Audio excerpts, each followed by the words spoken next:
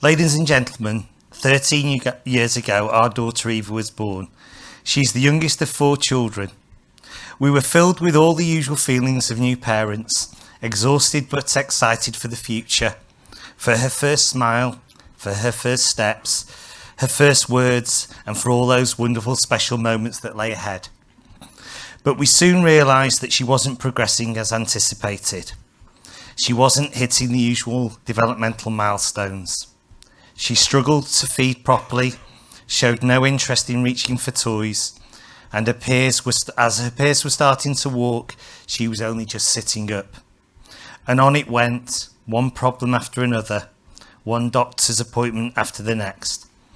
By 14 months, Eva was diagnosed with global developmental delay, a general term used to describe a condition where a child is not reaching their milestones in 2 or more areas of development. Eva was not reaching her milestones in any. Later still came a diagnosis of autism. The realisation that your child has special needs, that they will face challenges for the rest of their life, is devastating and terrifying for parents. It is not an experience that anyone expects or is prepared for. Out of nowhere, our world came crashing down around us, and we found ourselves on an unplanned journey full of uncertainties. As Eva got older, the gap between her development and that of her peers grew wider and wider. She wasn't able to form friendships, and I began to feel like an outsider around other mums. School drop-offs and pickups were particularly difficult, and making arrangements for playdates were conversations I rarely had. This just emphasised my isolation and loneliness, overwhelming feelings which were one of the greatest challenges of our situation. One day I had a phone call from a friend asking me if we'd thought about using the Fed's respite services. It hadn't occurred to us that the Fed could help us.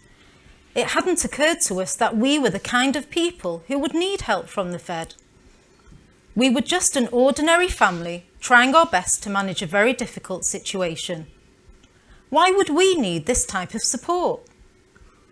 My friend told me that we would benefit greatly from what the Fed had to offer, and that we should access all the help that's out there in the community for Eva. She said, "Eva deserves it." These words, "Eva deserves it," resonated in my ears and pushed me to make that phone call, asking for the help that in fact we so desperately needed. And we have honestly never looked back. Eva has now been accessing services from Project Smile for 8 years, attending the weekly Sunday play scheme in the Fed's Children's Centre and their Friday afternoon sessions in the school holidays. Here she socialises with the other children in a safe, warm, loving Jewish environment and is cared for by staff who are, without exception, patient, kind and understanding. At the Children's Centre, Eva has been able to make friends for the first time. When I think back to when she didn't have friends, wasn't invited out to play, and was frankly often ignored, it has been wonderful to hear her friends greet her at the centre, calling out her name, clearly excited to see her. The Fed is her home from home. She looks forward to going and loves being there. She takes part in a wide variety of activities. She bakes, paints, plays games, and loves being on the scooters in the outdoor play area. The holiday play schemes are invaluable. They help to break up the long, monotonous school holidays and offer Eva social opportunities and fun days out that she simply wouldn't otherwise be getting. Having a child with disabilities profoundly affects the whole family.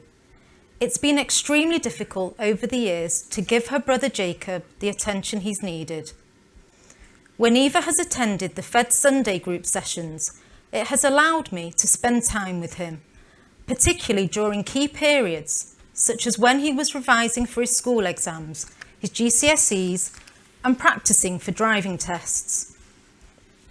And respite means we have the opportunity to do things as a couple, even just sitting down with a cup of tea. It gives us time to be kind to ourselves. Respite is imperative to maintain Eva's and our entire family's well-being. Parenting a child of any age comes with challenges and at times can be draining. Parenting a child with special needs takes things to another level of fatigue. There is a level of emotional and physical tiredness that is always there. That simply comes from the weight of tending to those needs. New challenges have arisen as Eva has got older. She can be very controlling, for example, demanding how we should sit in the car, where the seatbelt should be positioned, and whether our coats should be zipped up or not, and she insists on holding all our belongings when we go out. Dealing with her anxieties is a daily battle.